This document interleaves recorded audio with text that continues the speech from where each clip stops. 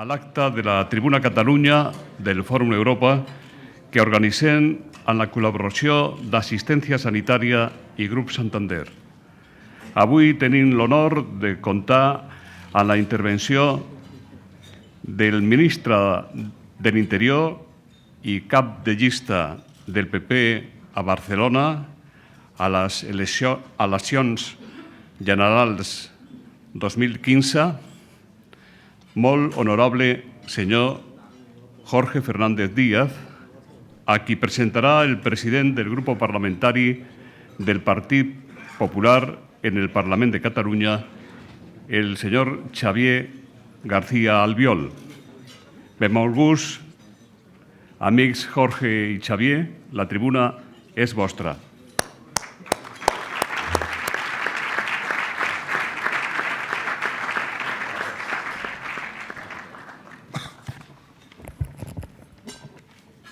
Hola, bon dia a tothom. Hace unos días, el ministro Jorge Fernández me comentó la posibilidad de poder presentarlo en este acto, en esta conferencia. Evidentemente que un ministro, que una persona destacada del mundo de la política, que un dirigente del Partido Popular y sobre todo que un amigo te pida que le presentes, es motivo siempre de satisfacción y orgullo. Sí que le comenté a Jorge, digo, yo te voy a presentar, pero yo voy a romper un poco lo que son las presentaciones oficiales. Ara el que correspondria segurament seria que jo agafés un foli, un DIN A4, i comencés a detallar tots els càrrecs i totes les responsabilitats de Jorge Fernández Díaz al llarg de la seva trajectòria política. Això no ho faré perquè crec que estem a l'era d'internet, estem a l'era de les comunicacions i segurament qui tingui interès en conèixer els seus càrrecs i les seves responsabilitats, la seva llarga trajectòria política, doncs pot anar a les xarxes, pot anar a la red i ho pot veure perfectament. Sí que vull assenyalar un aspecte que per mi és important. Estem davant d'un home d'estat. Estem segurament davant d'un dels polítics catalans que ha tingut més responsabilitats a les seves mans i que simbolitzen i que representen segurament amb millor força aquella expressió, aquell sentiment que consisteix en dir que els catalans a Madrid també tenim molt a dir i molt a decidir al llarg del que ha estat la història de Catalunya amb la resta d'Espanya. I el Jorge representa, amb l'època més moderna, representa segurament des dels principis dels 80 una d'aquestes persones. Per mi, com deia, el considero un amic, és motiu també d'una sensació especial presentar-lo, perquè us tinc a dir que va ser la persona que em va oferir la possibilitat, ara fa molts anys, quan tots érem una mica més joves, de poder representar el Partit Popular. Va ser la persona, quan ell assumia la presidència, quan tenia la presidència del Partit Popular de Catalunya, que em va obrir les portes, que em va donar la possibilitat de poder representar el projecte incipient en aquells moments, en els anys 90, de principis dels 89-90, de poder representar el Partit Popular. Per tant, respecte, estima i valoració cap a la persona que ara els hi farà la intervenció, que estic segur que serà molt interessant perquè, com dic, estem parlant d'un home, d'una persona, d'un polític d'estat, amb uns moments especials que estem visquent a Catalunya i a Espanya, uns moments d'una certa incertidumbre política, social y económica, con una amenaza global y especialmente en lo que se refiere al en lo que se refiere al terrorismo internacional. Y por eso creo que hoy, más que nunca, aquellas reflexiones que nos pueda trasladar el candidato, que nos pueda trasladar el ministro, serán de mucho interés. Por tanto, ministro, creo que representas aquello que siempre hemos destacado los catalanes, que es responsabilidad, capacidad, inteligencia y equilibrio. Y en unos momentos donde la situación no nos permite aventuras, en unos momentos en donde los instantes que estamos viviendo en el ámbito político requieren de cordura y requieren de experiencia, creo que eres quien mejor lo puede representar en las próximas elecciones del 20 de diciembre aquí en Cataluña. Por tanto, Jorge, muchas gracias y tienes la palabra.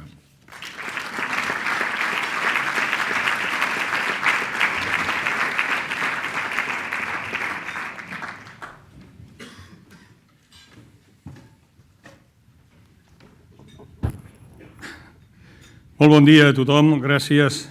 I abans de tot, moltes gràcies al meu company de partit i sobretot i abans de tot molt bon amic, el Xavi García Albiol, que ha estat un gran alcalde de Badalona, que els veïns de Badalona han volgut que tornés a ser alcalde perquè un pacte de perdedors ha impedit que continués sent l'alcalde de Badalona.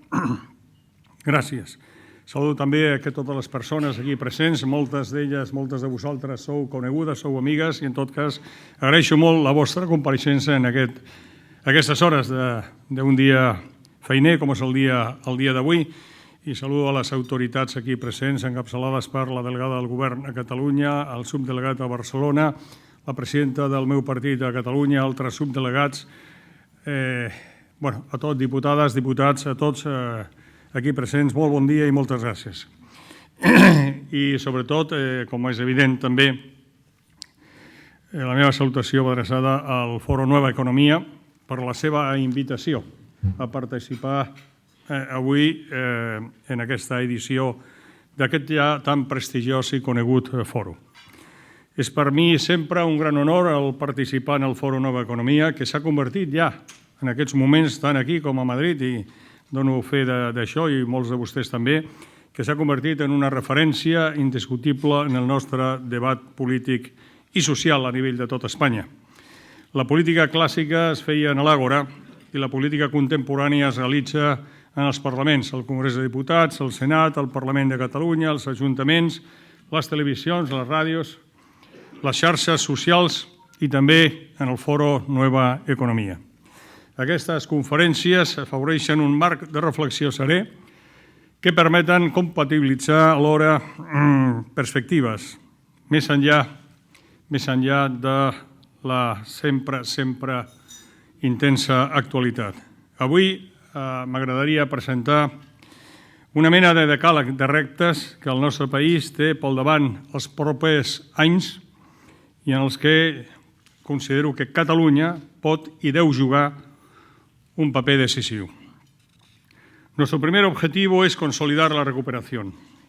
Hablo en mi doble condición de la responsabilidad pública que tengo en estos momentos en el Gobierno de España y en mi condición de, efectivamente, candidato que tiene el honor de representar a su partido al frente de la candidatura por Barcelona. Ya sé que son indisociables una condición y otra, pero las dos intento unirlas en esta intervención. Decía que nuestro primer objetivo, cuando digo nuestro, me refiero en estos momentos al que yo considero que es el objetivo común y compartido. Evidentemente, es una opinión subjetiva que no todos necesariamente la deben compartir, pero yo creo que es lo que es mi opinión y creo que debería ser un objetivo compartido, el de consolidar la recuperación. La clave de bóveda de nuestra política estos años ha sido lograr que España saliera de la recesión y entrara en crecimiento. Recuerdo que en el año 2011 éramos el enfermo de Europa, estábamos en recesión, llevamos ya unos cuantos trimestres en recesión y es un dato objetivo que hoy estamos en recuperación, en la senda de recuperación. Y no en cualquiera, sino liderando la recuperación en la zona euro y entre los países más importantes de la Unión Europea, con un crecimiento superior al 3% de nuestro Producto Interno Bruto para este año. No hemos salido de la crisis, pero evidentemente perseverando en la senda de esta recuperación, con estas políticas, evidentemente también saldremos de la crisis, que es el objetivo prioritario. Y siempre hemos puesto por delante en la política del Gobierno de España la estabilidad y la recuperación para salir de la crisis, para crear empleo, porque sabemos perfectamente, como todos, que detrás de las cifras de parados, estamos hablando de personas, estamos hablando de familias y, lógicamente, estamos hablando de algo muy, muy importante, lo más importante, lo que da sentido a nuestra actuación política. Como les decía, aunque no quiero detenerme en el pasado, todos sabemos, recordábamos el estado dramático en el que se encontraba España a finales de 2011. Es una referencia ineludible porque el Partido Popular llegó al gobierno con Mariano Rajoy al frente exactamente el 22 de diciembre del año 2011. En los 4 años anteriores, más de 3,5 millones de personas habían perdido el empleo. Como les decía, hoy hemos dado la vuelta a la situación. Ha sido muy difícil, ha exigido muchos sacrificios, es cierto. Nada que valga la pena en la vida se consigue sin sacrificio. Ha habido mucho sacrificio por parte de mucha gente, pero ese sacrificio ha valido la pena. Ha valido la pena en la medida en que, como les decía, ahora estamos creciendo a un ritmo del 3,1, superando, por ejemplo, a Alemania, Italia y Francia. Hace 4 años, sencillamente, nadie hubiera apostado porque eso hubiera sido cierto. Que de estar en recesión, de ser el gran enfermo de Europa, hoy formáramos parte, y de manera destacada, de la solución de Europa. Solo permítame un brevísimo apunte respecto a lo que eso significaba. Como saben, países como Irlanda, Portugal, Grecia han sido rescatados en estos últimos tiempos. Y sabemos que alguna de esos rescates ha traído sus complejidades. Ninguno de esos países tiene la dimensión que tiene España en población, en Producto Interno Bruto. Por tanto, la eventualidad de un rescate a España ponía sencillamente en riesgo la propia existencia del euro. Por tanto, la posibilidad de que hubiera que rescatar a España era no solo algo muy preocupante para nosotros los españoles, sino que era muy preocupante para Europa y en general para todos los actores políticos y económicos internacionales. Nos hemos rescatado a nosotros mismos, no nos han rescatado. Y, evidentemente, vuelvo a reiterar, con esfuerzo y con sacrificios, pero nos hemos rescatado a nosotros mismos. Si a alguien le interesa, podría recordar lo que hubiera significado un rescate en cuanto al descenso, a la reducción de las pensiones, de las prestaciones por desempleo, en definitiva, en cuanto al recorte, sí, claro y nítido, de lo que son los pilares fundamentales de nuestro estado de bienestar. En nuestra opinión, en mi opinión, no podemos tirar ahora por la borda tanto esfuerzo. Creo sinceramente, por ello mismo, que en estos momentos el primer gran objetivo para toda España en estos momentos es consolidar la recuperación iniciada con muchos esfuerzos a partir del momento en el que hace 4 años ahora aproximadamente llegamos al Gobierno. Nuestra segunda meta es alcanzar los 20 millones de empleos. El sentido de las variables macroeconómicas es que el crecimiento genera empleo. A nosotros nos importan las personas, no los números.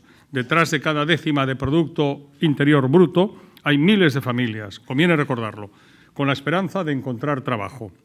La buena gestión es la mejor política social. De alguna manera también se ha dicho, la mejor política social que ha hecho el Gobierno presidido por Mariano Rajoy ha sido impedir el rescate. Así de claro. Después han habido otras muchas, pero la mejor política social ha sido impedir el rescate. Que, por cierto, si acudimos a las hemerotecas, veríamos que es alguna excepción muy rara, la que no estaba un día sí y otro también esperando a ver cuándo el presidente del Gobierno, Mariano Rajoy, pedía el rescate. Y lo mismo podíamos decir de todas las empresas del IBEX 35. Todas, un día sí y otro también, estaban pidiendo al Gobierno que pidiera el rescate. De ahí viene la expresión acuñada por el presidente del Gobierno, Mariano Rajoy, en el sentido de que a veces no tomar una decisión es decidir, porque en aquel momento la decisión que se le estaba exigiendo era el rescate. No tomó esa decisión y decidió acertadamente por el bien de los españoles. En estos momentos, amigas y amigos, señoras y señores, 1 de cada 2 nuevos empleos que se crean en el ámbito de la Unión Europea se está creando en España. En 2011, al llegar al Gobierno, se destruían diariamente 1.430 puestos de trabajo. Entre 2014 y 2015 vamos a lograr, la sociedad española, los emprendedores, los empresarios, los autónomos, los pequeños y medianos empresarios, etcétera, están creando 1.492 puestos de trabajo al día. Se destruían 1.430 diarios, se crean 1.492 al día. De tal suerte que entre el pasado año y este año, la previsión es de que se haya creado en saldo neto 1 millón de puestos de trabajo. Por tanto, si mantenemos el rumbo, podemos alcanzar para el año 2020 los 20 millones de puestos de trabajo a lo largo de la próxima legislatura y con un ritmo de creación de empleo neto de medio millón de puestos de trabajo al año. Se puede hacer, la prueba está, repito, que el año pasado se crearon 440.000 y este año se van a crear casi 600.000. Entre el año pasado y este, 1 millón neto de puestos de trabajo, por tanto, no estamos hablando de utopía, sino que estamos hablando de realidades. Tercer reto, asegurar la estabilidad. Para garantizar los objetivos que sumariamente les he señalado, España necesita estabilidad. Estabilidad política, estabilidad institucional, estabilidad económica y estabilidad social. Lo que estamos viendo, y lo digo con dolor, estos días en Cataluña, no ayuda nada a generar confianza, a atraer inversiones y, en el fondo, como consecuencia, a lo que todos deseamos y que ya he señalado, que es crear empleo. La recuperación económica no es imparable, debe quedar claro. Puede descarrilar. Lo hemos visto este año, sin ir más lejos, en Grecia. Tras un esfuerzo ciudadano muy importante y varios trimestres de crecimiento por parte del partido Nueva Democracia, el triunfo de Syriza sumió al país de nuevo en la recesión. Ese es un dato objetivo. Grecia estaba en la senda de la recuperación del crecimiento económico. Los griegos decidieron cambiar de gobierno, era su decisión legítima, pero las consecuencias ahí están. Ha vuelto otra vez a la recesión. Por tanto, es evidente que no hay políticas viejas y políticas nuevas. Hay políticas buenas y hay políticas malas. Hay políticas que sus obras, sus efectos, sus consecuencias son positivas y hay políticas que sus consecuencias son negativas. Cuarto objetivo es recuperar la serenidad en Cataluña. La estabilidad, amigas y amigos, de todos pasa también, y de manera muy importante, por la importancia en sí misma de Cataluña y, por tanto, la importancia de Cataluña en el conjunto de España, devolver la serenidad en Cataluña y a Cataluña. Vicens Vives explicaba que en la historia de Cataluña, como todos sabemos, se suceden largos periodos de serenidad y progreso con repentinos golpes de rauxa. Afirmaba Vicens Vives que estos momentos, los de rauxa, han sido en la historia de Cataluña el prolegómeno de la decadencia y definía la rauxa como una claudicación del sentido común frente al fanatismo y la pasión sin límites. No lo digo yo, lo decía Vicens Vives, lo dice Vicens Vives. En mi opinión, es hora de poner fin a este trienio de la confrontación y de la división. Os puedo asegurar que la resolución que aprobó el Parlamento de Cataluña el pasado 9 de noviembre no ha sido vista precisamente en las cancillerías europeas con satisfacción, con respeto o con normalidad. Nada de eso. Una resolución de un Parlamento de una comunidad autónoma como Cataluña, de la importancia de Cataluña, que exige desobedecer a los tribunales y a las leyes, es algo que sencillamente en la Unión Europea es un espacio de libertad, justicia y seguridad, en donde todos los Estados han de ser necesariamente democráticos para poder ingresar en ella, que haya una institución como la Generalitat de Cataluña que proclame en su Parlamento que hay que desobedecer a las leyes y que las sentencias de los tribunales no se cumplen, que no se acatan las decisiones del tribunal que garantiza el ajuste de las disposiciones que dictan los parlamentos y los gobiernos al orden constitucional, es algo sencillamente que no se concibe. Y puedo decir que, por desgracia, porque lo lamento profundamente, Cataluña ha perdido mucha reputación y se ha dejado mucho de prestigio y de respeto por el camino con esa resolución aprobada el pasado 9 de noviembre en el Parlamento de Cataluña. Debo decir sinceramente que, con todos los respetos, Cataluña no se merece que se convierta en una caricatura de sí misma, ni que la lancen por la pendiente de la inestabilidad política, de la inestabilidad institucional, de la inestabilidad económica y de la inestabilidad social. Cataluña no se merece un gobierno de la Generalitat de Cataluña que hable constantemente de un solo tema, que tenga un monotema como política de gobierno, mientras hay mucha gente que lo pasa mal. Cataluña no se merece un proceso estéril diseñado por algunos para perpetuarse en el poder. Cataluña es demasiado importante, tiene demasiado potencial como para quedarse embarrancada en el fango de la confrontación social y de la confrontación institucional. Debo decir con todo respeto, pero con toda claridad, que ante un desafío a la Constitución, al orden democrático, a la ley, como el que se ha planteado y que no tiene precedentes desde el Pacto Constitucional de 1978, el Gobierno ha actuado y va a actuar, como ha dicho el presidente Rajoy, con firmeza, con gradualismo, con proporcionalidad. Pero que evidentemente, pues si tiene que actuar, actuará. Ya hemos actuado. Como se actúa normalmente en un Estado democrático de derecho en la Unión Europea, en las democracias consolidadas. Ante ese desafío, en 48 horas y cumpliendo estricta y escrupulosamente todos los trámites legales, dictamen de urgencia del Consejo de Estado, Consejo de Ministros extraordinario, se impugnó esa decisión ante el Tribunal Constitucional, que la suspendió y la notificó personalmente a 21 personas, el presidente de la Generalitat en funciones, los consellers en funciones del Gobierno de la Generalitat, la presidenta, la mesa del Parlament i el secretari general del Parlament de Catalunya. Catalunya los catalanes se merecen que se les diga que evidentemente en Cataluña se va a cumplir la ley. Es que sencillamente tener que discutir acerca de si se debe o no cumplir la ley es algo que no cabe en los países democráticos. ¿La ley se puede modificar? Pues evidentemente, para eso están las elecciones, que determinan mayorías cambiantes. Esas mayorías cambiantes que conforman los parlamentos, pues son los encargados de la producción legislativa, pues pueden modificar las leyes. Lo que no legitima incumplir la ley es ningún resultado electoral. Un resultado electoral legitima que se puedan cambiar las leyes, pero no legitima que se pueda desobedecer o incumplir la ley. Eso tiene que quedar claro. Y eso es algo que en el mundo civilizado, en el mundo democrático, en el mundo europeo, sencillamente es que no se cuestiona, porque se entiende que es algo que forma parte de la normalidad, tan normal como el aire que respiramos, que uno no se para a pensar si tiene o no que respirar, sencillamente lo hace de forma natural. En Europa, de forma natural, se sabe pues, que se tiene que cumplir la ley. Y nada más. Por tanto, la ley democrática pues, se va a cumplir en Cataluña. Y, de hecho, debo decir que en Cataluña, como en España, no se puede contraponer legalidad a democracia.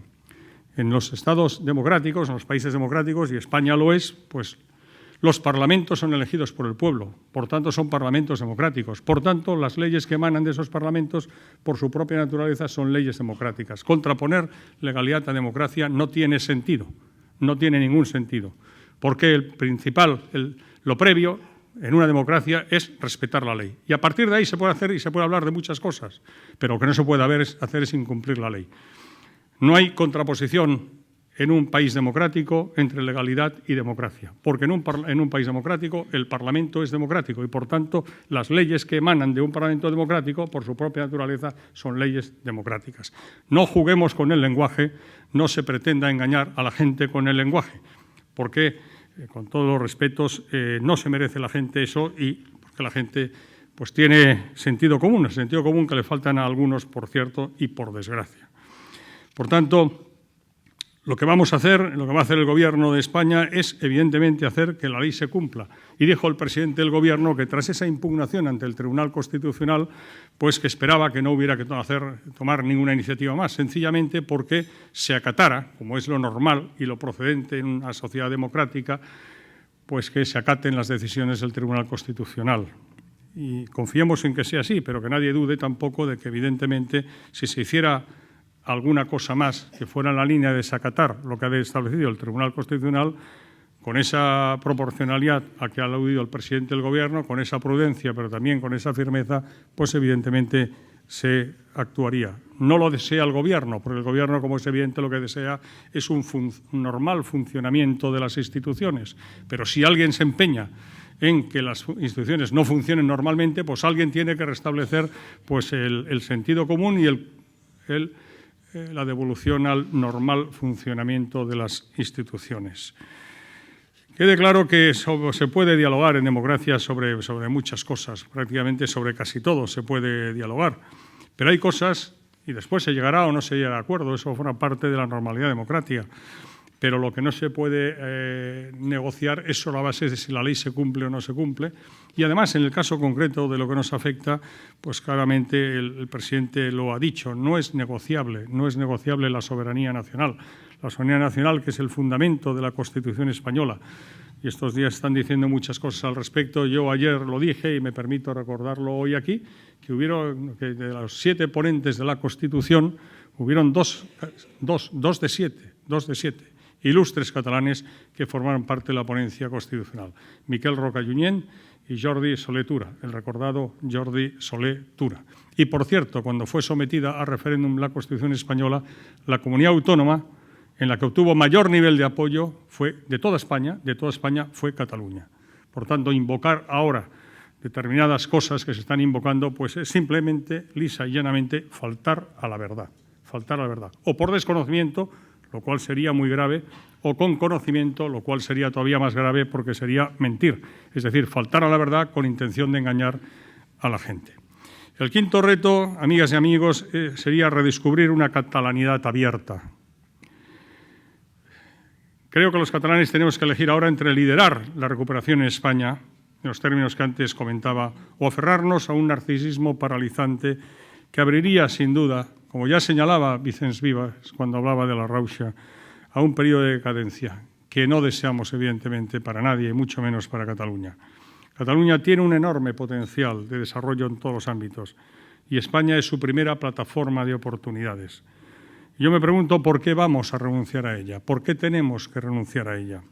Tenemos 4 años de esperanza por delante todos juntos. Tenemos capital humano y una estructura socioeconómica preparada para ser el motor de la recuperación española y para hacer de Cataluña un espacio pionero en la nueva economía. Y por eso reivindico, si me lo permiten, una catalanidad abierta, que viva con orgullo su identidad y con normalidad su implicación histórica en España y en Europa. Una catalanidad que extienda la mano y no la cierre a las demás tierras de España. Una catalanidad que piense en conquistar el futuro y no en recrearse en el pasado autocomplaciente. En mi opinión, el tiempo de ese nacionalismo excluyente ha pasado. Ser catalán y ser español no son dos cosas, son dos identidades, son realidades excluyentes. Para la mayoría de los catalanes, ser catalán y ser español son las dos caras de una misma moneda. Uno se siente catalán y se siente español con absoluta naturalidad y normalidad. Son dos realidades no solo compatibles, sino complementarias, a las que hemos de añadir ser catalán y ser español y, por tanto, ser, además, europeo. No tiene sentido pensar qué sería de España si Cataluña se independizara. Ese día, España dejaría sencillamente de existir, porque la realidad catalana es constitutiva de la realidad española. De tal manera que no se puede concebir España sin Cataluña. España sin Cataluña no sería España. Así de sencillo. Porque los catalanes han hecho España desde sus comienzos y de manera muy importante. Por tanto, España también, y de manera muy especial, es de Cataluña. Y creo que hay una mayoría de catalanes que ni podemos ni queremos perderla. Hay algunos que han hecho del independentismo una forma también de perpetuarse en el poder, en mi opinión. Son los mismos que antes hacían el papel de contrafuertes de la gobernabilidad de España. Ha quedado claro que no son de fiar. Ya no son, por desgracia, interlocutores válidos de los intereses legítimos de Cataluña en Madrid.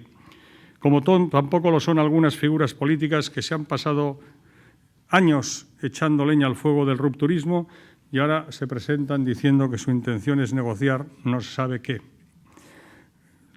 Y a juzgar por algunas declaraciones, podían haber pensado en un mejor interlocutor o intermediario.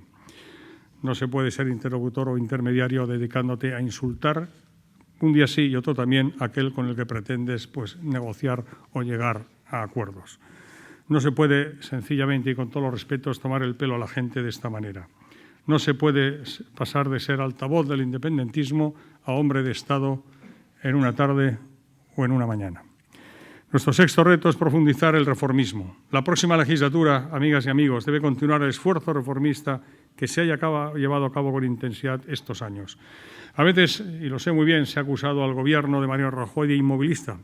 Creo que no hay adjetivo más injusto.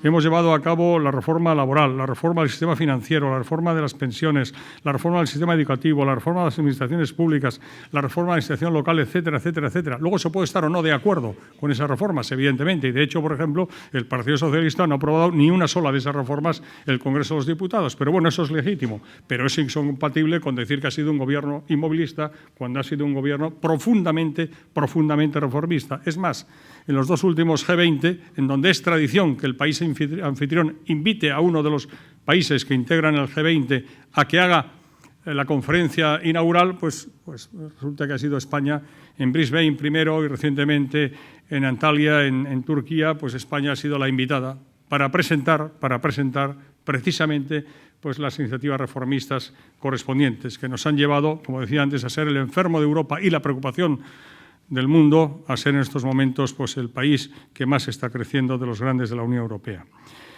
El séptimo objetivo es reforzar el estado de bienestar, para lo cual es fundamental la creación de empleo, porque creando empleo, evidentemente, no solo se da salida a legítimas aspiraciones de proyectos vitales, personales, familiares, profesionales, que es importantísimo en sí mismo, sino que además, como consecuencia, pues evidentemente se genera riqueza, se consume, se paga impuesto de valor añadido, se paga impuesto sobre la renta y, por lo tanto, incrementa la recaudación tributaria y con eso se pueden financiar los servicios públicos que constituyen los pilares de nuestro estado de bienestar. Hemos de superar también la crisis demográfica, amigos y amigas, y a esos efectos una política de conciliación y corresponsabilidad para hombres y mujeres y crear un marco jurídico potente para que la maternidad no perjudique laboralmente a las mujeres es fundamental. Y también una fiscalidad que acompañe a las familias. Y por último, y con eso termino, el noveno y décimo objetivo es reforzar nuestra seguridad. Lo dejo por si a alguien le interesa en el coloquio, pero termino diciendo sencillamente que hoy España es una de las democracias más seguras del mundo, en percepción subjetiva de quienes nos visitan y de nuestros conciudadanos y en datos objetivos de Eurostat, la Oficina Estadística de la Unión Europea.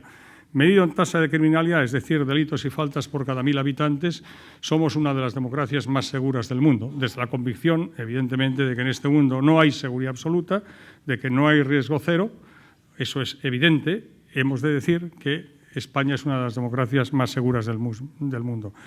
Y eso vale para la criminalidad en sus diferentes manifestaciones, criminalidad organizada, la lucha contra el narcotráfico, la trata de personas humanas con finalidad de explotación sexual, el ciberdelito, el terrorismo yihadista, para todo eso vale.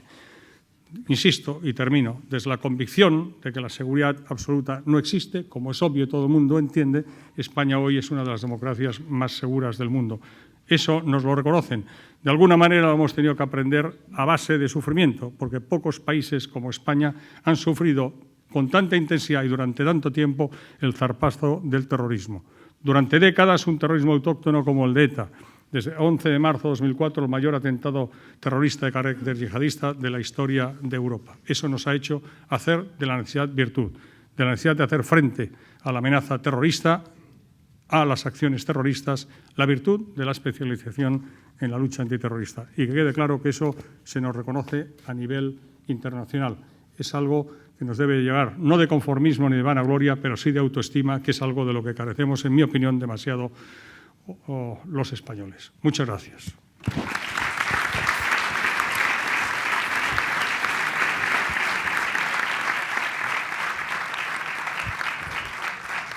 Moltes gràcies, ministre Jorge Fernández Díaz. Muchas gracias. Ha acabado usted con el 10º punto sobre seguridad y hay muchas preguntas al respecto.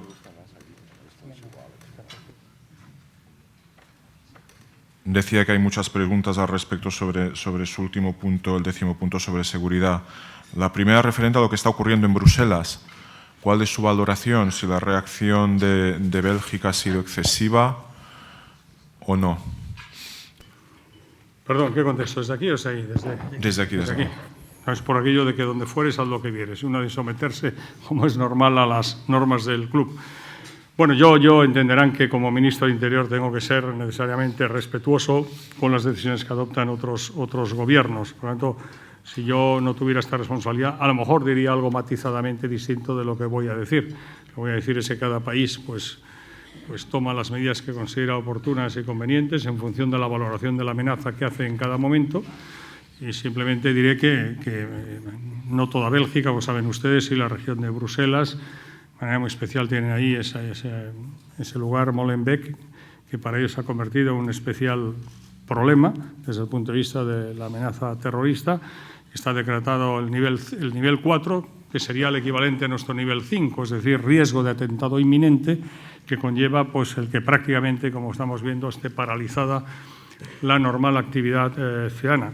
Yo no quiero criticar ni quiero enjuiciar esa decisión que ha tomado el gobierno belga. Sí que pongo de manifiesto que España está en nivel de alerta 4, que nuestro código, en el marco del Plan de Prevención y Protección Antiterrorista, tiene 5 niveles de alerta, desde el 1, que sería situación de normalidad, donde no hay ningún especial riesgo de atentado terrorista, hasta el 5, que sería riesgo de atentado inminente, que sería el equivalente al que tiene en estos momentos la región de Bruselas en el conjunto de Bélgica, atentado inminente. Estamos en nivel 4 desde el pasado 26 de junio, que fue el día en el que se produjeron los atentados terroristas de Francia, Túnez, en Susa, Somalia, Kuwait, etc.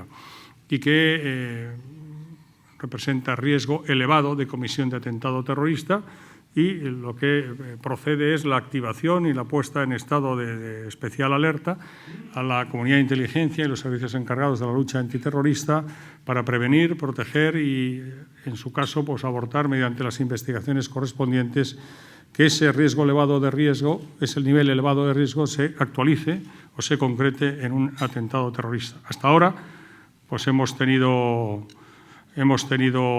suerte, aunque, como decía aquel, la inspiración me acompaña y me pilla siempre trabajando. Por tanto, es evidente que se está trabajando muy duramente las 24 horas del día, los 7 días de la semana y todas las semanas del año. Y este año pues han sido, con el detenido ayer, aunque estaba cumpliendo pena de prisión,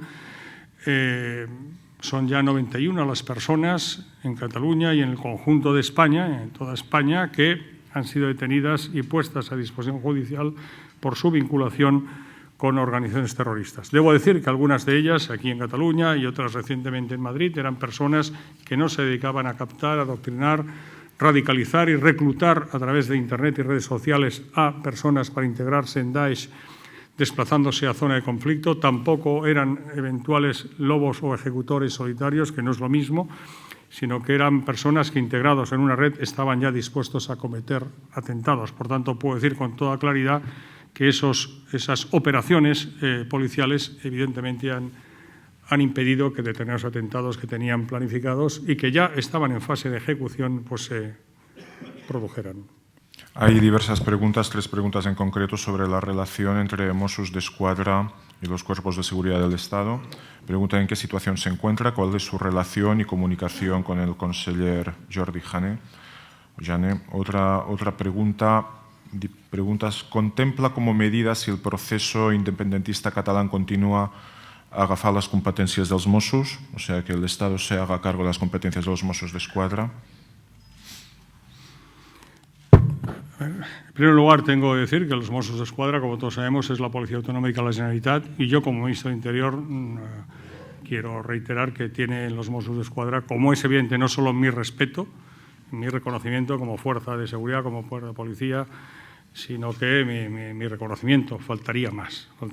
Es al igual que la Ertzaintza, es la Policía Autonómica de la Comunidad Autónoma Vasca, pues los Mossos d'Esquadra es la Policía Autonómica de la Generalitat de Cataluña, y la relación de coordinación y colaboración entre las fuerzas de seguridad del Estado, es decir, la Policía Nacional y la Guardia Civil y los Mossos d'Esquadra, pues son muy positivas, y sin perjuicio de que todo en la vida es susceptible de mejorar. Y hay momentos en los que además hemos todos de poner lo que esté de nuestra parte para que esa relación, en la medida de lo posible, se incremente. A eso responde el que yo mismo, la semana pasada, y con eso también entro en la respuesta a la que se me aludía respecto al conseller d'Interior de la Generalitat, Jordi Jané, pues yo llamara al conseller d'Interior de la Generalitat, Jordi Jané, igual que llamé a la consejera de Seguridad del Gobierno vasco, Estefanía Beltrán de Heredia, para manifestarles mi voluntad de que en la mesa de valoración de la amenaza pues se integraran los Mossos d'Esquadra y la Ertzaintza. Hubo una reunión que duró 5 horas en el CITCO, el Centro de Inteligencia contra el Terrorismo y el Crimen Organizado, que es quien coordina esa mesa de valoración de la amenaza, y debo decir que, por lo que se me ha informado, esa reunión fue enormemente positiva, fue muy positiva en todos los ámbitos. Y además he manifestado, reitero aquí, mi voluntad de que esa presencia se consolide y se mantenga en el tiempo. La mesa de valoración de la amenaza la integra, la dirige, como digo, el Centro de Inteligencia contra el Terrorismo y el Crimen Organizado. Es el órgano que hemos creado en esta legislatura y que es el resultado de la fusión entre los preexistentes CNCA, Centro Nacional de Coordinación Antiterrorista, y CICO, Centro de Inteligencia contra el Crimen Organizado, que ha dado lugar, como digo, al CITCO, el Centro de Inteligencia contra el Terrorismo y el Crimen Organizado. Porque se está viendo cada vez más conexiones entre el crimen organizado, o sea, tráfico de armas, narcotráfico, con otra modalidad de crimen organizado como es el terrorismo. De hecho, tenemos identificadas con la base de datos común ya más de 200 conexiones entre unas y otras modalidades de crimen organizado. 200 conexiones del terrorismo y esas otras modalidades a las que he hecho referencia. Pues bien, el CITCO es quien dirige y coordina esa mesa de evaluación de la amenaza. Está también el Centro Nacional de Inteligencia, el CNI, está la Comisaría General de Información de la Policía Nacional y los servicios de información de la Guardia Civil. A partir de esta semana pasada y en virtud de esa iniciativa que adopté y de esa invitación que cursé por medio del conseller Jané de la Generalitat y por medio de la consejera de Seguridad del Gobierno vasco, se han incorporado también los Mossos d'Esquadra de la Ertzaintza junto con los responsables de información de Policía y Guardia Civil de País Vasco y Cataluña. Y esa es la voluntad mía, es la de que ese modelo se perpetúe. Debo decir que esa mesa de valoración es la que semanalmente, cuando estamos activados a nivel 4, el Plan de Prevención y Protección Antiterrorista dice que se ha de hacer una evaluación semanal, cuando menos, y sin perjuicio de que en función de hechos extraordinarios o sobrevenidos tenga que haber reuniones extraordinarias. Estamos en nivel 4 y, por tanto, esa mesa se reúne pues, normalmente cada semana. Y es la que propone el mantenimiento o modificación del nivel de alerta. De hecho, en este año, quiero decir que activamos el nivel, estábamos en nivel 2. En el año 2014 estábamos en nivel 2. A principios de año, con ocasión de los atentados de Charlie Hebdo, el 7 de enero en París y fechas subsiguientes, hubo el atentado contra el supermercado Kosher en París, como saben, el día 9, el día 8. Recordarán, el día 11 de enero fue aquella gran manifestación por las calles de París con el lema Je suis aussi Charlie Hebdo. Pues activamos el nivel de alerta 3 y ya he dicho que el 26 de junio activamos el nivel de alerta 4. En esta ocasión, sin perjuicio de esos gravísimos atentados del pasado viernes, la semana pasada, en París, y los que se han producido después, hemos visto en Bamako, en Mali, etcétera, pues la mesa de valoración de la amenaza no ha considerado necesario activar un nivel superior, que sería el 5 al que antes nos referimos, sin perjuicio de que ha considerado que al mantener el nivel 4 conviene reforzar determinados ámbitos, especialmente vinculados con infraestructuras críticas, entre otros posibles o potenciales objetivos terroristas. Y en cuanto a lo que se me preguntaba, yo debo decir que yo lo que deseo es que las instituciones funcionen normalmente y, por tanto, la normalidad representa que los Mossos d'Esquadra dependan de la Generalitat de Cataluña, igual que la Ertzaintza dependa del Gobierno vasco. Eso es lo que deseo, que cada uno ejerza en el marco de la Constitución y de la ley y con normalidad sus competencias. Otra cosa es cuando hay alguien que lo que pretende pues es y tiene como objetivo de gobierno pues no cumplir la ley.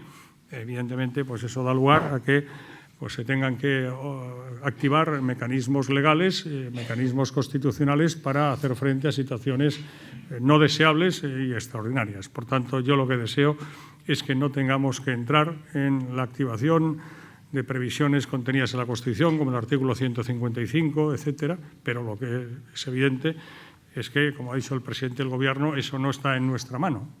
El presidente del Gobierno ha dicho que tras la impugnación de esa resolución aprobada por el Parlamento el pasado 9 de noviembre, ojalá no se tenga que tomar ninguna decisión, simplemente pues porque se acate, se respete esa decisión y se gobierne en el marco de la Constitución, en el marco del Estatuto, en el marco de nuestro ordenamiento jurídico con absoluta normalidad. Si no es así, pues repito, con gradualismo, con proporcionalidad, con prudencia, pero con firmeza, que nadie tenga ninguna duda, pues se tendrán que ir adoptando las medidas que procedan. Pero repito, yo no tengo ningún interés, evidentemente, no tengo ningún interés ni deseo en absoluto otra cosa, sino que las instituciones funcionen normalmente y que, por lo tanto, los Mossos d'Esquadra dependan de quien debe depender, que es la Generalitat de Cataluña.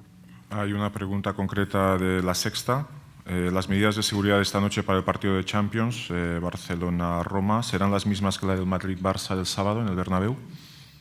Bueno, yo entiendo que además han estado presentes en esa mesa de valoración de la amenaza donde estuvieron los Mossos d'Esquadra presentes y además muy activos, y ellos mismos lo ha dicho tanto el conseller Jané como el comisario jefe de los Mossos, el director general de la Policía Autonómica de la Generalitat. Todos ellos han hecho una valoración muy favorable, muy positiva de lo que fue esa reunión. Duró 5 horas, repito, 9 de la mañana a 2 de la tarde, la pasada semana, el miércoles o jueves en Madrid. Y ahí también se evaluó, pues, efectivamente, el dispositivo de seguridad que había que adoptar para ese partido que ha sido seguido por centenares de millones de personas en todo el mundo, entre el Madrid y el Barça, y que fue calificado por la Comisión Antiviolencia en el Deporte como de alto riesgo. Lo hubiera sido en cualquier circunstancia, en una circunstancia como la que estamos viviendo, a nadie se le oculta. Conviene recordar que los atentados de París comenzaron a las proximidades del Stade de France, que siguió a eso, tal día como hoy, hace una semana, la suspensión de un partido de fútbol internacional entre Bélgica y España, que siguió a eso la suspensión de otro partido de fútbol entre Alemania y Holanda. Por tanto, los precedentes que teníamos, y teniendo en cuenta que estamos hablando de un Real Madrid-Barça, y todos sabemos lo que significa un partido de esas características, y en estos momentos la gran pregunta, y si nos retrotraemos hace una semana, era, y a mí me lo planteaban y me lo preguntaban, y lo entiendo perfectamente, a cada momento, si se iba o no a celebrar ese partido, si se iba o no a suspender ese partido, porque en última instancia es al Ministerio del Interior y por razones de seguridad a quien le corresponde tomar esa decisión. Y yo dije desde el primer momento que mi voluntad era, evidentemente, que salvo que hubiera evidencias objetivas que no pudieran ser subsanadas mediante las adecuadas medidas de seguridad en el ámbito de la prevención, de la protección y de la investigación, pues que evidentemente ese partido tenía que celebrarse, ¿no? Y como han visto ustedes, se celebró con un dispositivo intensísimo de seguridad, pero se ha celebrado con toda normalidad.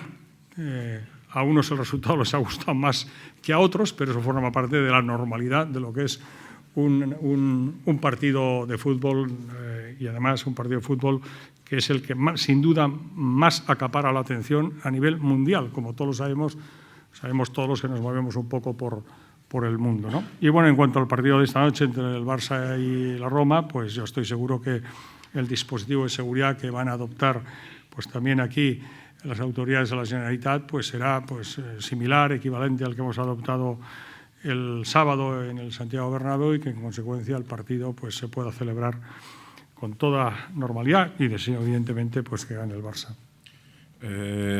Blanca Bosiano de Antena 3 pregunta en referencia a una información que ya ha publicado el diario El Mundo. Usted hablaba de medidas preventivas, anunciaba el tema de que el gobierno está fichando a hackers de Europa del Este para infiltrarse en todo el movimiento de las redes sociales del yihadismo. Si usted podría concretar un poco más esta idea y de qué se trata exactamente.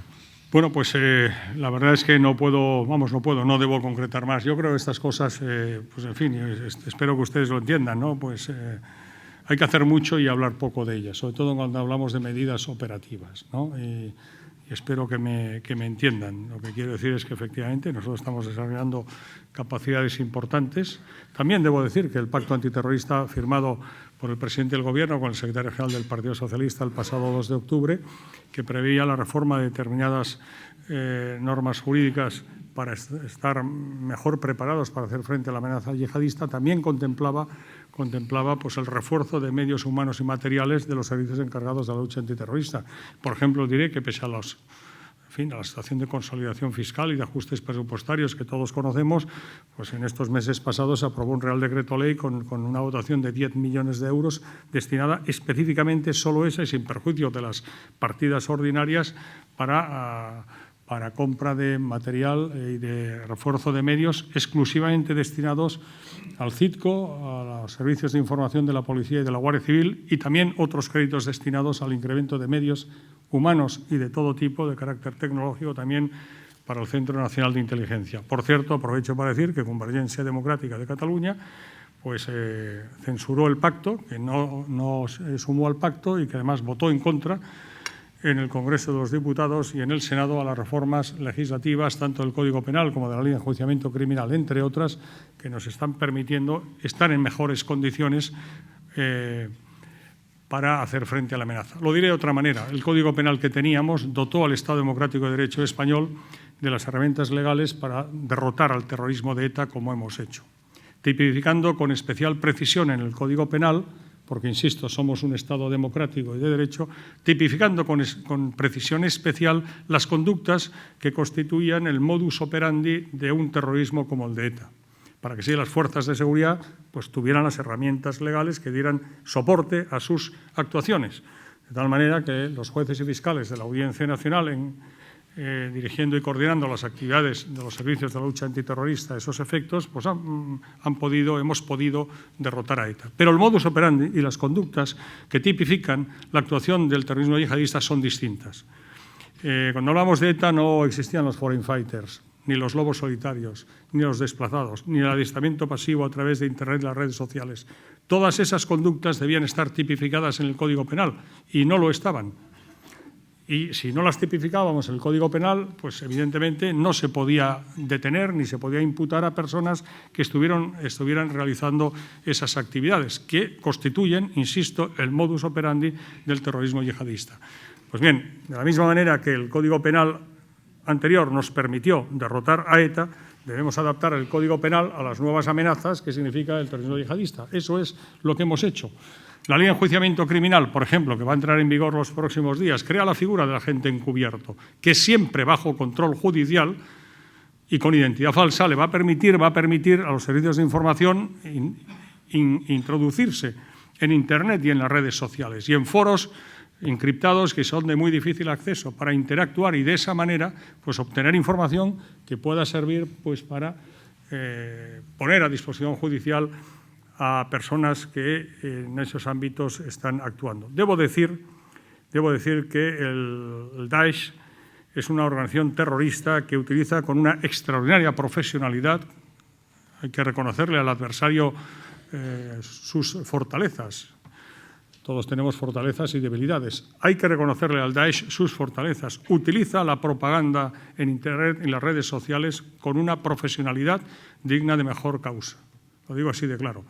Los vídeos en los que graban con técnicas cinematográficas depuradas tienen numerosas productoras televisivas y cinematográficas a lo largo y ancho del mundo que se encargan de hacer esas grabaciones, algunas de las cuales hemos visto, aunque la mayoría no hemos podido consumar la visión porque daña a nuestros ojos y a nuestra sensibilidad ver las cosas que están grabadas, cómo se ejecutan pues, a diferentes personas, ¿no? Cómo se decapitan, se queman vivos a personas en jaulas, etcétera. Todo eso está grabado con una técnica cinematográfica muy depurada. Esos vídeos se cuelgan en YouTube y tienen unos destinatarios muy especiales.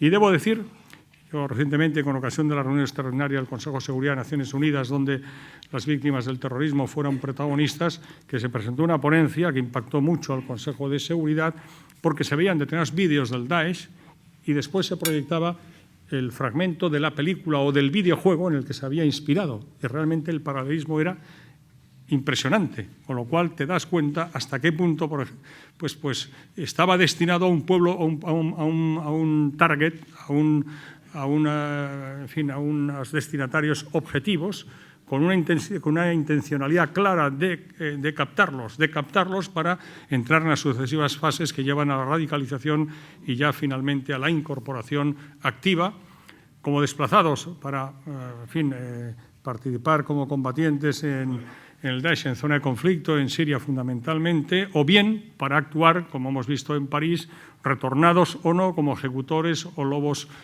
solitarios, ¿no? O integrados, como digo, pues como en París, pues integrados en comandos que simultánea y sincronizadamente realizan atentados como los que hemos visto. Actúan con una gran profesionalidad. El 80% de los procesos de radicalización, de captación, de adoctrinamiento se producen hoy en Internet y las redes sociales. Hasta 2012 era en el entorno de los centros de culto y en las prisiones. Hoy el 80% de esos procesos se produce en Internet y redes sociales. Por tanto, hay que estar ahí, hay que estar ahí. Y la ley de enjuiciamiento criminal que hemos modificado y que va a entrar en vigor el próximo 7 de diciembre, entre otras cosas, y repito, siempre bajo control judicial, va a permitir crear la figura de agente policial encubierto, que es absolutamente imprescindible si queremos, insisto, si queremos ser eficaces ante una amenaza de las características de las que supone el Daesh, y teniendo presente que conocemos muy bien cuál es el modus operandi, la tipología de actuación que describe a esta organización terrorista, que se aleja de los terrorismos convencionales, entre comillas, que conocíamos, donde si conocías lo que pensaba la cabeza, sabías lo que iba a hacer el comando. Voy a ser muy claro en esta pregunta. Nos han declarado la guerra y ahora tenemos que responder. Sí, evidentemente. Más allá de los debates nominalistas, es evidente que no estamos solo bajo la amenaza, es que están actuando. Claro, nos estamos amenazados y están actuando simultáneamente. Y de hecho no hay ni un solo continente, de los 5 continentes, no hay ni uno solo que no tenga uno o más estados que haya padecido atentados del Daesh. Si se pasa revista, veremos que es así. También diré que no estamos ante una guerra como se ha repetido, pero conviene repetirlo una y otra vez, una guerra de religiones, una guerra de la barbarie contra la civilización. De hecho, el 90% de las víctimas de Daesh son víctimas de religión musulmana. Por tanto, al margen del conflicto que conocemos entre chiitas, suníes, etcétera, es lo cierto que países de religión mayoritariamente musulmana pues son los que están padeciendo de manera muy especial e intensa también esos ataques, no solo amenazas, sino esos ataques del Daesh o algunas otras filiales de Al-Qaeda, porque conviene recordar que en el liderazgo por el terror está ganando el Daesh, pero que hay filiales locales de Al-Qaeda como ACMI, Al-Qaeda del Magreb Islámico, ABBA, Al-Qaeda de la península arábiga, etcétera, que Boko Haram, que son especialmente activas en determinadas zonas del territorio. Comparado con lo que está contando usted, lo de aquí parece una broma. ¿Lo de aquí qué es lo de aquí? Lo de aquí, lo de Cataluña. Lo que está ocurriendo en Cataluña parece una broma al lado de lo que usted está contando de la realidad. No son de este magnitudes mundo, ¿no? homogéneas, no es comparable Obviamente, una cosa a la otra. Quiero decir que podemos pasar ahora a hablar de lo que está pasando en Cataluña, que obviamente no es comparable, pero a veces los debates en el mundo, y vaya, yo estoy estupefacto por lo que está contando. Yo creo que la mayoría de nosotros nos sentimos hoy por hoy muy intranquilos, incluso asustados. El señor Pues no es bueno estar intranquilo o asustado, yo lo comprendo, ¿eh?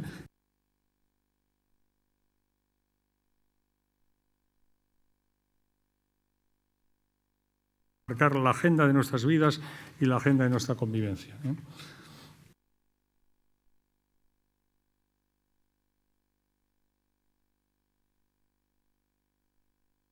Las cosas, una cosa es faltar a la verdad y otra cosa es determinadas cosas que, para que sean eficaces, no deben hacerse públicas, porque si no las conocen los enemigos, ¿eh? Hablo de los terroristas.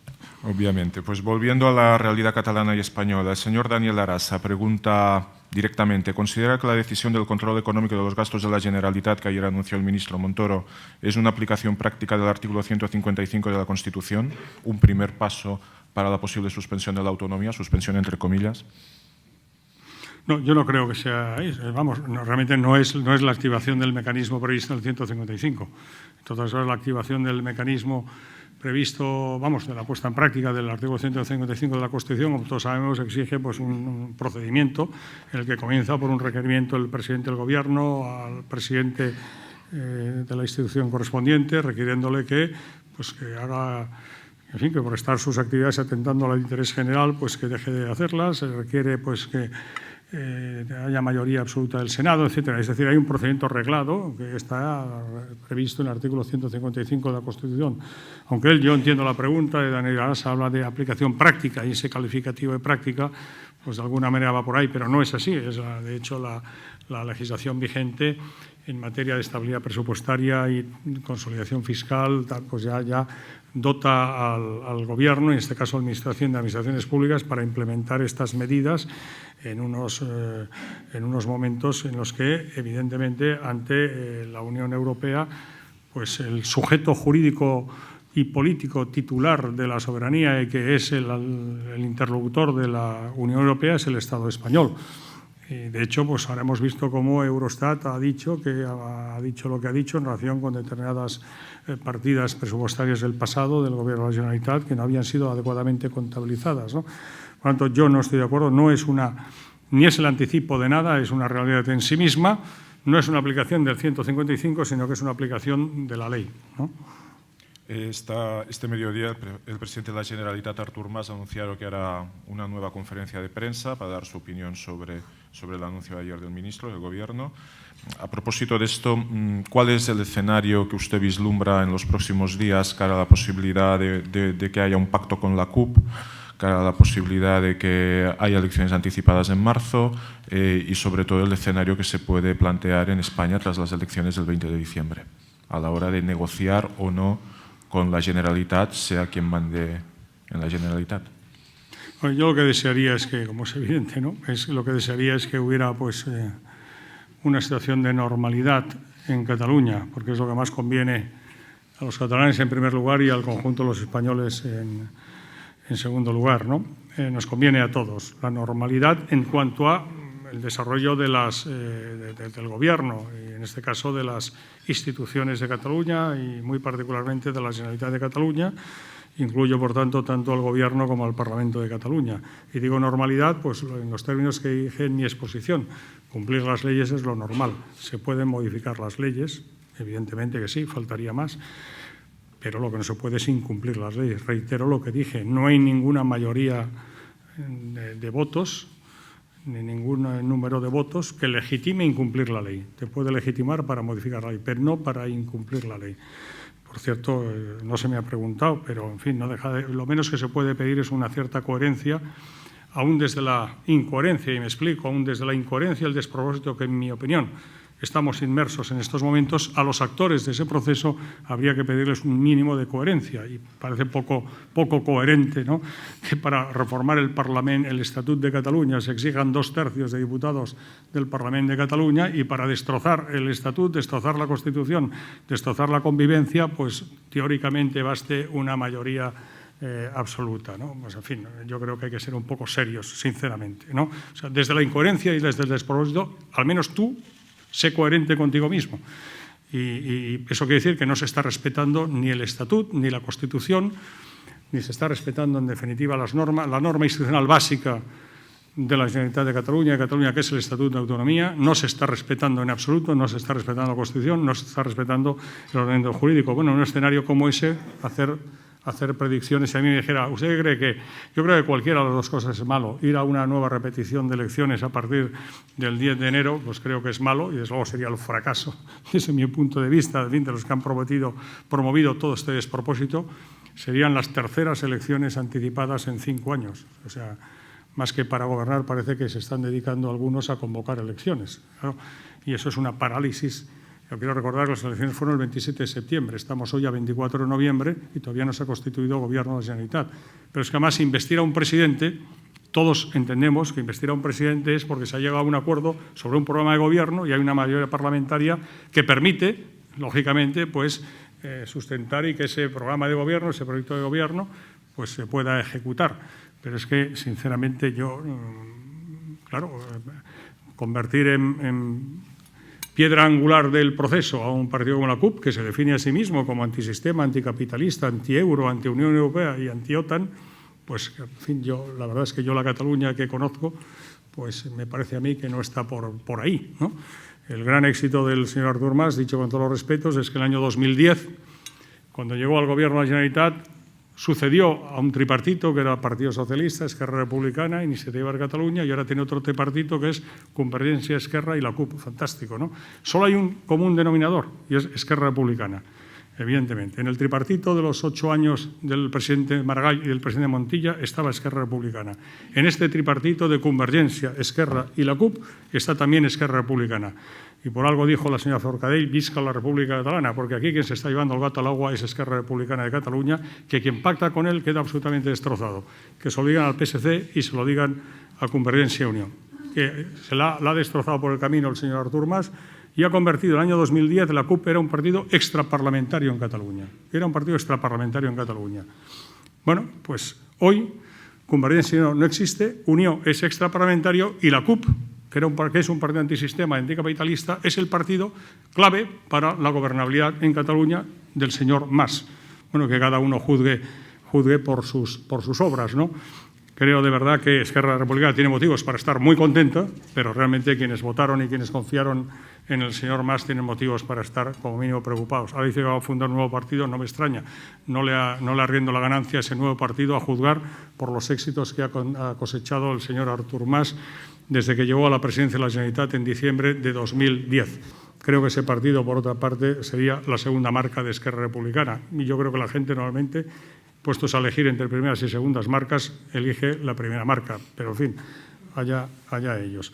Y por lo demás, pues ya digo, yo creo que ni es bueno una repetición de elecciones, ni es bueno, pues evidentemente, que se invista a un presidente sobre la base de que depende de lo que haga un partido, lo que le mande un partido de esas características. Rectificar es de sabios y lo preocupante es que más que en el adagio de que rectificar es de sabios, estamos en el de sostenella y no en Mendalla. Ahora, se me dice a mí, yo le digo que al final se pondrán de acuerdo.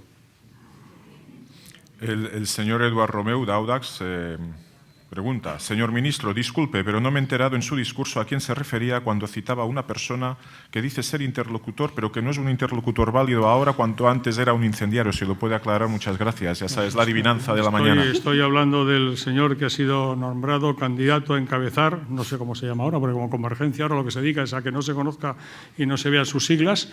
Cuando uno oculta sus siglas, no que oculta su identidad es por algo, ¿no? Porque quien está orgulloso de ser quien es, pues evidentemente no oculta su identidad. Convergencia no parece estar muy orgulloso de su identidad, porque antes la ha ocultado en Junts pel Sí, ahora la oculta con estos, me parece que se llama Democracia y Libertad y tal, ¿no? Pues, en fin, pues bueno, unos escindidos de Unión Democrática y unos escindidos, me parece que de Esquerra Republicana. Lo digo sinceramente, es que ya, pero en definitiva, son la tapadera para que Convergencia no se presente con sus siglas a la luz pública pidiendo el voto a los catalanes el próximo 20 de diciembre. Pues el candidato de esa coalición para el próximo 20 de diciembre. El señor Carlos Rodríguez pregunta si todos los partidos después de las elecciones del 20 de diciembre tendrían que sentarse en una mesa y reformar lo que hay que reformar. Hablando de la Constitución, obviamente. Vamos a ver, la Constitución no son las tablas de la ley, es evidente. De hecho, el presidente del Gobierno lo ha dicho y es cierto. En 2 ocasiones se ha reformado puntualmente y sin problemas la Constitución. Cuando ingresamos, después de ingresar en la Unión Europea, para reconocer el derecho de sufragio activo y pasivo a los ciudadanos comunitarios, también en los albores, en fin, a las postrimerías de la pasada legislatura. Como sabemos, el artículo 135 de la Constitución, era presidente del Gobierno el señor Rodríguez Zapatero, se puso de acuerdo con el entonces líder de la oposición, el señor Mariano Rajoy, como él ha dicho, en 15 minutos, y de acuerdo con el procedimiento de reforma que para esos efectos prevé la Constitución, pues se reformó el artículo 135. Bueno, hay un trabajo muy interesante que elaboró en el Consejo de Estado, dirigido por el profesor Rubio Llorente, creo recordar, hace unos años. Yo lo único que digo es que el presidente del Gobierno lo ha dicho y yo lo comparto absolutamente, que para reformar la Constitución pues hemos de saber qué es lo que queremos reformar. Qué es lo que, es decir, no se trata de sentarnos a la mesa y decir, bueno, vamos a reformar la Constitución. No, hay que saber qué es lo que se quiere reformar. Y cada uno tiene que poner encima de la mesa sus propuestas de reforma. Y sinceramente, la verdad es que en las iniciativas de reforma constitucional hay una contradicción evidente y en otros sencillamente es que no se conoce lo que hay. Reformar la Constitución se puede hacer, faltaría más, se puede hacer, no tiene nada de particular. Lo único que tiene que hacerse de acuerdo con el procedimiento previsto en la Constitución. Creo que es bueno que haya un consenso básico entre las grandes fuerzas políticas para reformar la Constitución.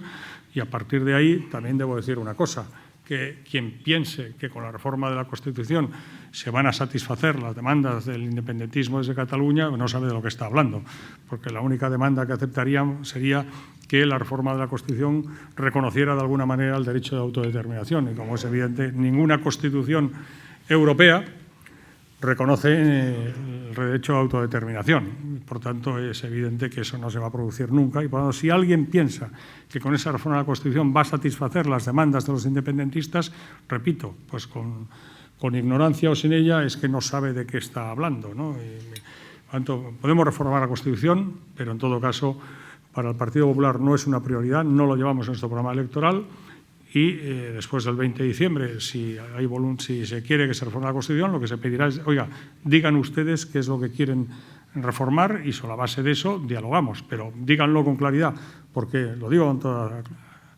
con toda claridad yo también. Unos quieren reformar la Constitución en el sentido de recentralizar el Estado autonómico, otros en el sentido de federalizar el Estado. Pero yo todavía no he oído ni federalismo simétrico ni asimétrico en qué consiste esa iniciativa. Y les diré una cosa, de hecho el Estado español, el Estado autonómico español, teniendo en cuenta la intensidad de la distribución territorial del gasto público que tiene entre las comunidades, entes territoriales, comunidades autónomas, entes locales, es de los estados más descentralizados del mundo desde el punto de vista de la descentralización del gasto público, que es un indicador objetivo del nivel de descentralización política que tienen los estados.